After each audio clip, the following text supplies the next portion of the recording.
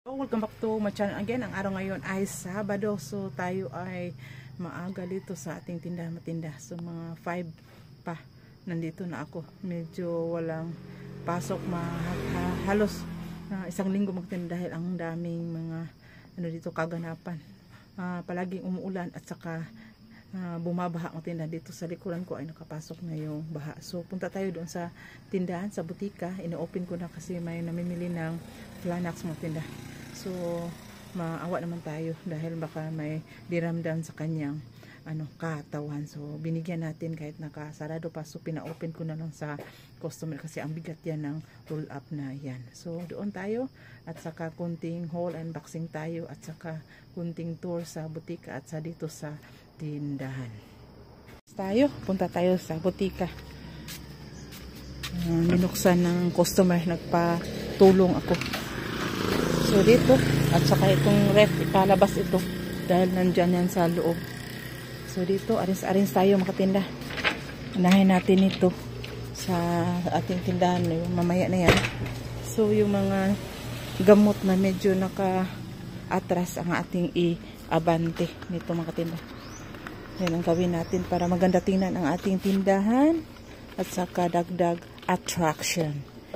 So yun makatinda, ang mga paganapan sa ating mga negosyo. Dapat maging malinis, arrange to yung atras natin, yung mga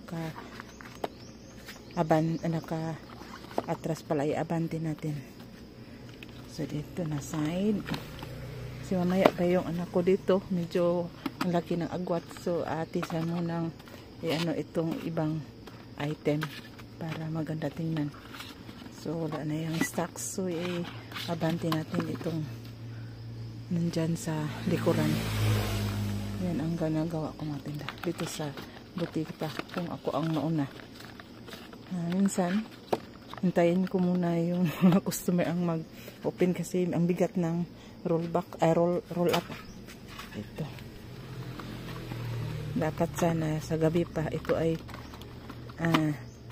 inaabante, pero medyo pagod na ang mga tindera matinda, so hindi na yan masikaso na i-abante. Dito. Yun ang gawin natin mga tinda para attractive sa ating tindahan. Ito. Yan ang ginagawa kung may oras pa ako doon sa tindahan. Ito muna ako sa butika para matulungan din ko yung anak ko. Si mamaya pa yung yung tindera niya, mga alas 8 pa yan mag-duty. Yan, para maganda. I-arrange natin mga. Hindi na tayo maghintay pa sa kanyang tindera. Kaya man natin ito, ang gaan-gaan lang na trabaho nito.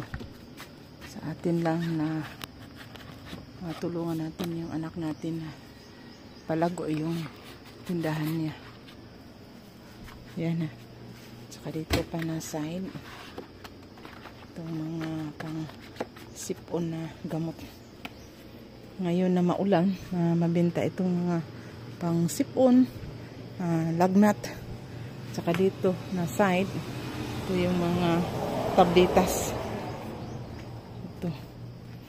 Ito hindi pa na-display. Itong mga pang biofit. Ito. Ayan, naka-arrange na yan. Yan, dyan sa likuran.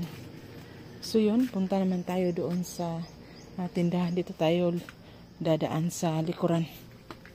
Dito. Ang daming tinda. Yung diaper niya. Medyo mabinta ang mga diaper. Yung iba ay nandiyan na sa gilid. Dito, sa stocks.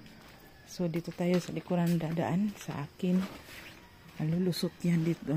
Saka may mga diaper din dito. Ibang brand ito. Nagkahalo na itong EQ. So dito, medyo na bahaan kami dito. Dito na part yung news ko ay nabasa. Butin lang medyo na tuyo na.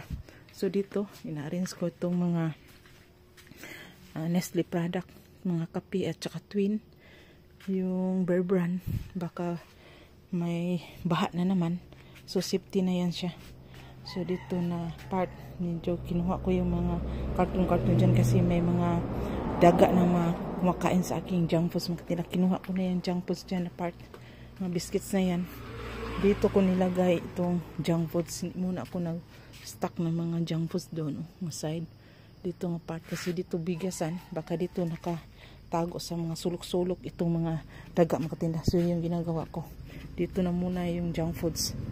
Dito kunin ko pa ito para hindi yan makatago doon sa mga sulok-sulok. Wala na tayong sugar na white. Saka dito medyo pulfak pa ating mga dilata. Yung iba hindi ko pa na display. Yung matinda yung mga wings. Dami itong mga wings.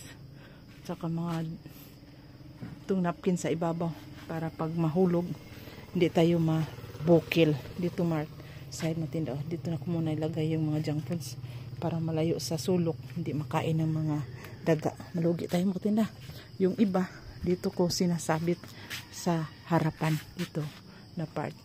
Parang tindahan na disclaimer lang ni Rose and Dave channel na andyan yan yung mga ano niya, yung junk food. So, dyan ko muna nilagay para safety. Dyan na sulok, dyan ang mga sabon para doon yan magtago kahit nga sabon. Kinakagat nila mga tinda.